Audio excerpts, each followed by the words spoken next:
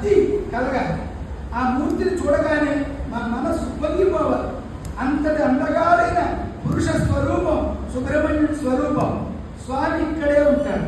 మహాదేవ మహాదేవ దేవం మహావేద భావం. ఇంత చక్కటి పదాలండి. మహాదేవుడు మహాదేవ మహాదేవ మహాదేవ దివాదినం ఏమండి.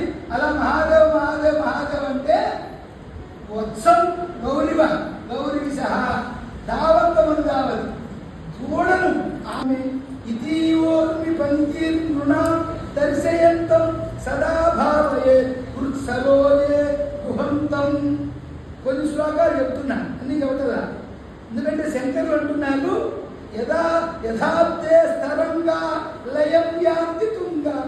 స్వామి, ఈ తిరుచెందూరులో క్రింద సముద్రం ఉంది. కెరటాలు తరంగా సముద్రంలోంచి బయలుదేరుతాయి. ఆ బయలుదేరిన ఈ కెరటం విరిగిపోయి మధ్య మధ్యలో కూడా ప్రయాణం చేస్తూ ఉంటుంది. కెరటానికి సముద్రం ఒడ్డు తగిలితే ఆ ప్రయాణం అక్కడికి అలా ఆగిపోయి మళ్ళా సముద్రంలోనికి వెళ్ళిపోయి ప్రశాంతం అయిపోతుంది. Thank you Srinivas. ఈ కొండ మీద నువ్వు ఉన్నావు. సముద్రం